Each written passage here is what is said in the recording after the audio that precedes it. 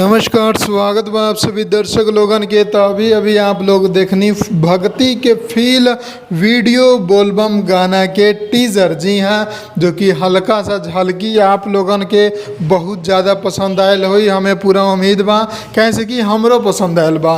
एगो दर्शक के व्यूअर से हमो भी ई बहुत ज़्यादा पसंद आयल बा वीडियो, जो ना के नाम बा भक्ति के फील टी सीरीज़। हमार भोजपुरी यूट्यूब चैनल पर ई गाना के ऑफिशियल टीजर आ चुकल बा। जी हाँ, जो ना गाना के खेसारी लाल यादव जी के साथ अंतरा सिंह प्रियंका जी गौले बाड़ी और ई गाना के म्यूजिक दिले बाड़े श्याम सुंदर। वीडियो में महिमा जी बाड़ी, पवन पांडे जी लिखले बाड़े।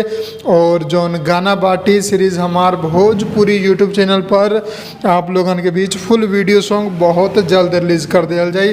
अभी अपडेट ना कल गया बा कि बिहान रिलीज होई कि परसों रिलीज होई, कोनो रिलीज डेट चाहे टाइम ना बताल गया बा, लेकिन टीजर आ चुकल बा। जाई जाके सुनी और बताई आप लोगन के कैसन लागल। हम मिलम आप लोगन के नया वीडियो में। ई वीडियो पसंद आयल बा तो लाइक करके शेयर कर दी और चैनल के सब्सक्राइब करके बेल आइकन दबा दी। जय भोजपुरी, प्रणाम।